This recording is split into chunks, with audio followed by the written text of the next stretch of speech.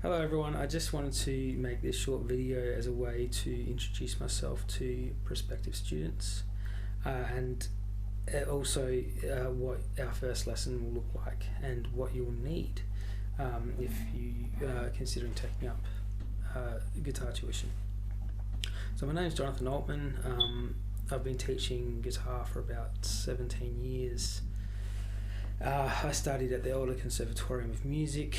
I studied jazz performance and moved up to Queensland to work, and I taught on my days off. I started learning classical guitar up there. I'm still learning classical guitar. I'm still learning jazz because there's still so much to learn. It's music in general, I think.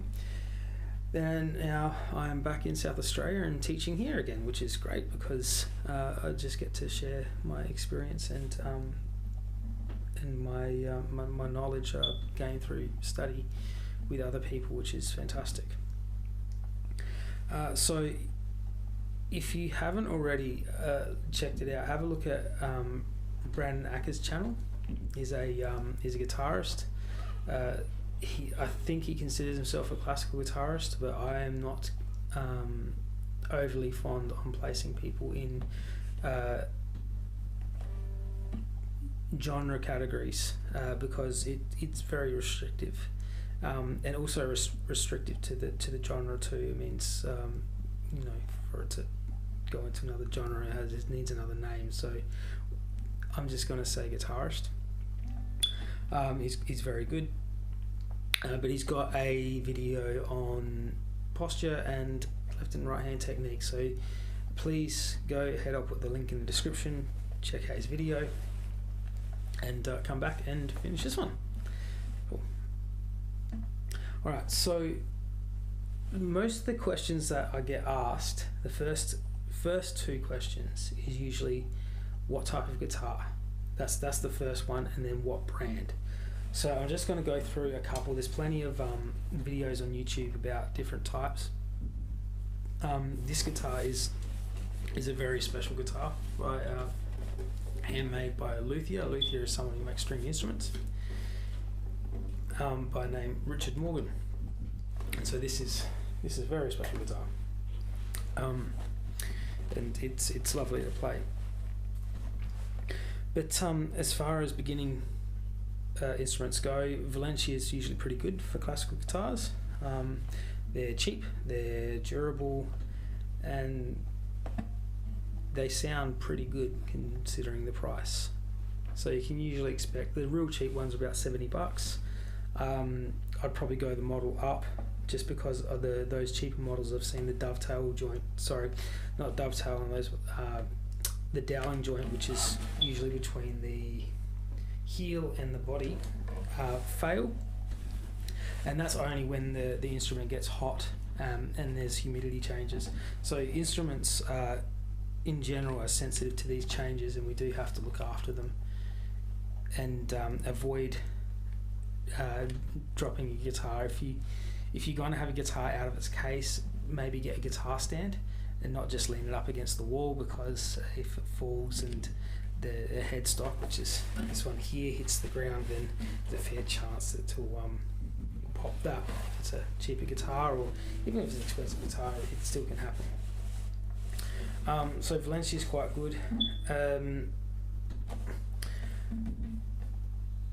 If you're going for a classical guitar, so if you're a young student who hasn't played guitar before, perhaps a nylon string or a classical guitar would be the best way to go, because the nylon strings are a bit easier on the fingers.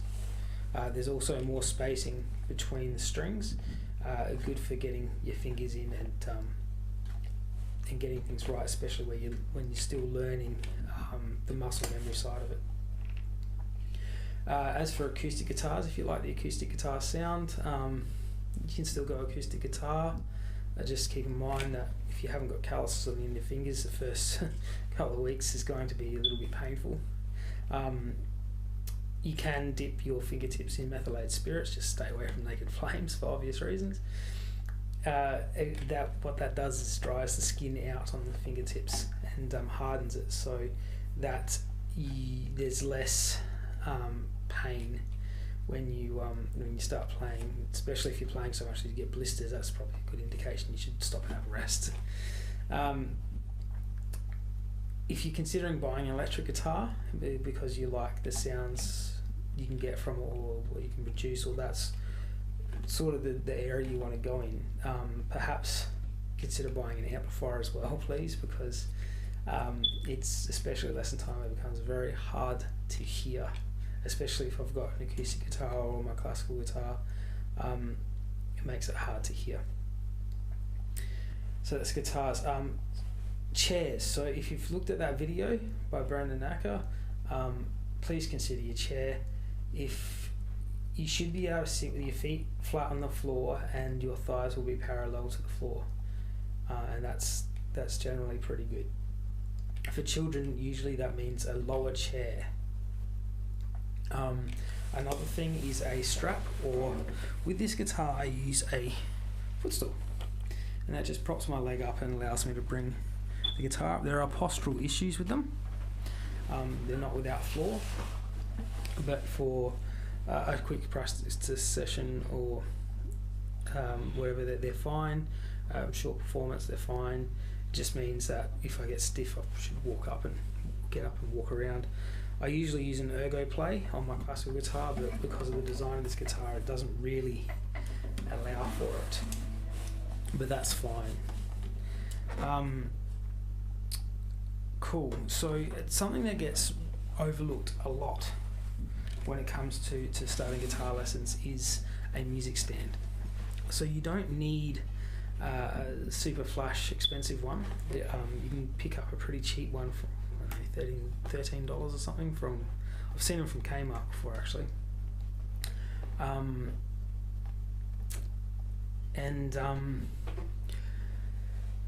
Yeah, so you can get a solid steel one, and they're pretty good. I've had mine for 15 years, like ages. Personally, I tend to stay away from the ones that have got holes in the back. I'm not quite sure why they do that, maybe to make it lighter, but there's a couple of reasons. The first reason, if you've got loose sheets, like single sheets, and there's some light behind, and that light will come through those holes and illuminate those holes on the paper, and that the contrast between the dark and the light is very difficult to read the notes as it's going through those contrasting parts. Another reason I prefer a solid back music stand is because of the wind situation. And this has happened to every musician, I'm sure of it. It provides a solid wind barrier from back to front, so the pages won't blow, but also it will allow for a magnet, especially those rare earth magnets. You can just put a magnet on the page and that's it, rather than using pegs. You just quickly take them off, you can slide them, or if you like, you don't have to, if you're in a hurry, you need to turn page, you need another magnet, throw your page over, throw a magnet.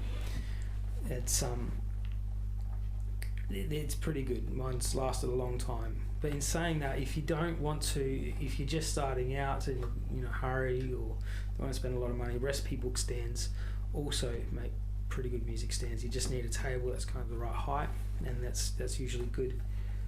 Some recipes book stands are a real pain because turn the page, you've got to take the book out, turn the page and put it back in, so you can't quickly turn the page. But for the purpose of starting out, they're not bad.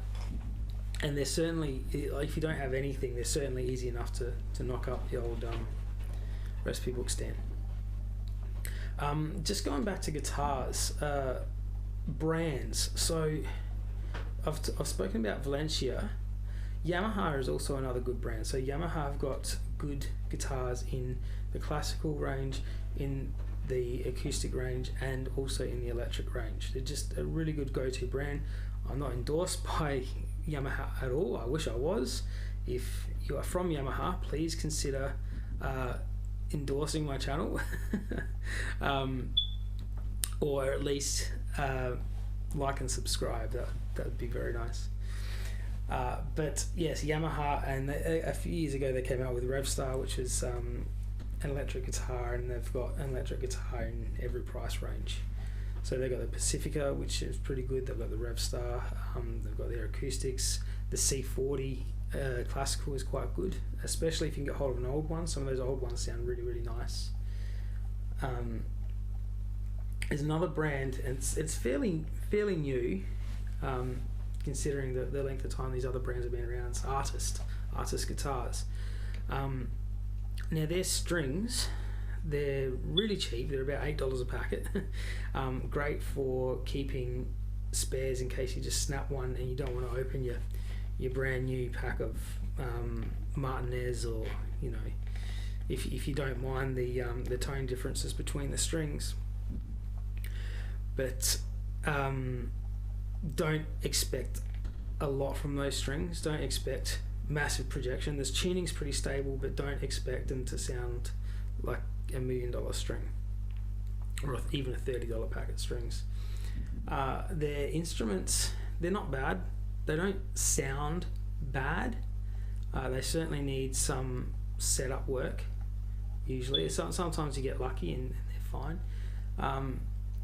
But don't expect them to project. In my experience with Artist guitars, the acoustics and the electrics, they sound fine. They don't project. But then again, you pay a lot of money for an instrument that projects.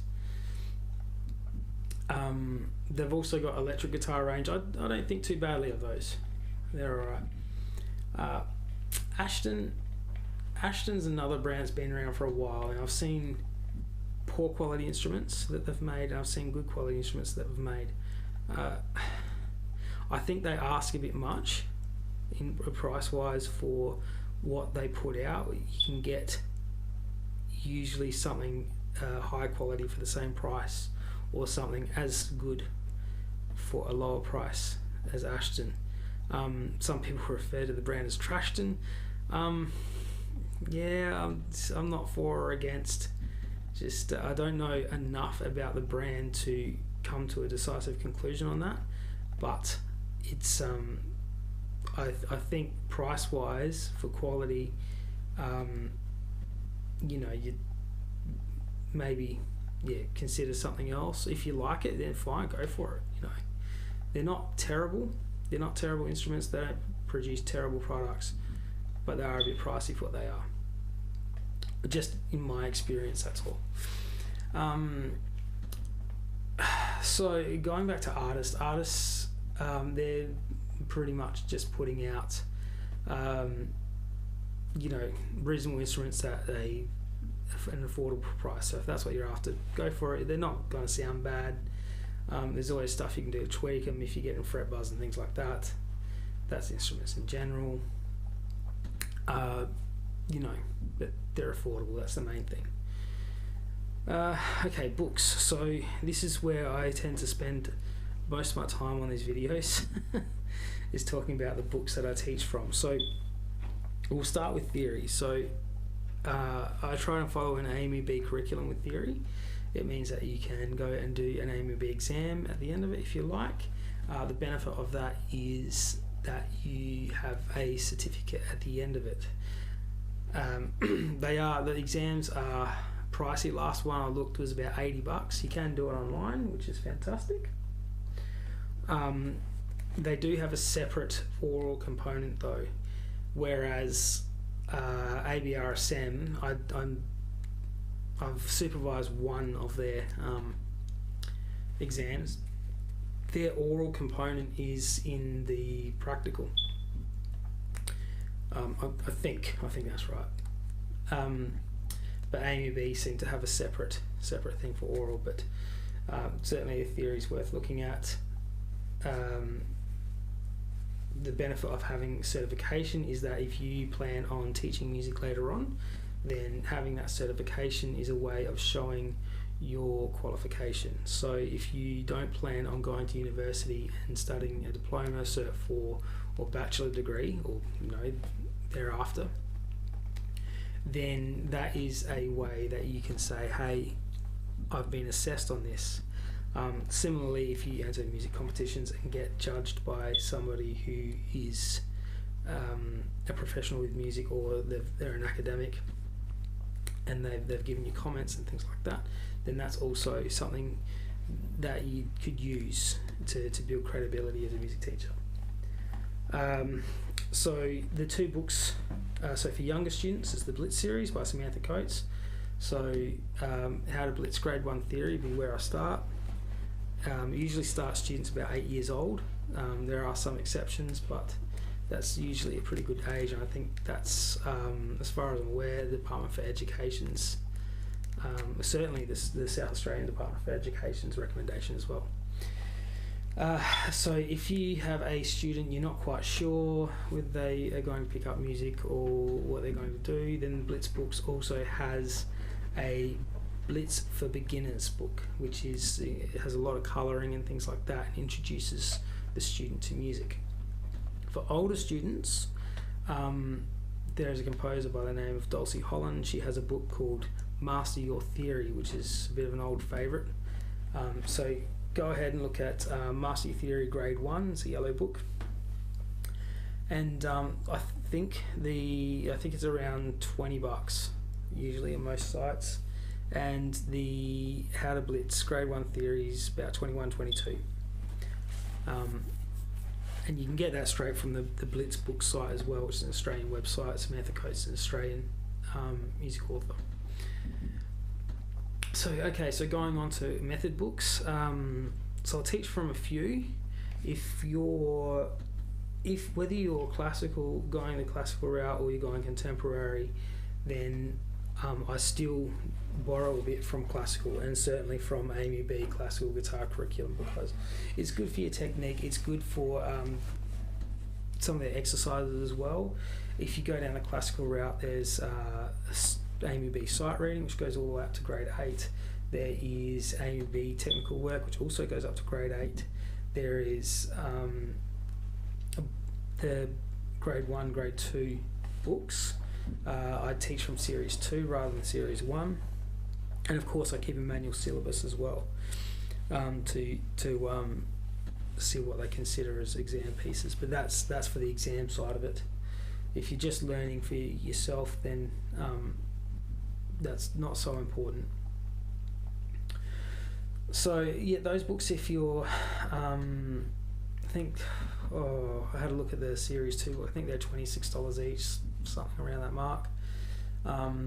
If you're going the contemporary route, then I'll still use those books and examples from those books. I'll also use Fernando Saw's 24 Studies, that's Opus 35, and also one or two of Opus 60, Fernando Saw's. So contemporary, Mel-Bay's Modern Guitar Method, grade 1. That's fairly cheap. I think my last copy I bought like 10 years ago, $16, $17. I use Progressive Guitar Method by Gary Turner and Brenton White. That's quite good. And there's always there's a QR code. You can go and check out recordings and play-alongs and things like that. The other one is well, that's it. That's the 3 books.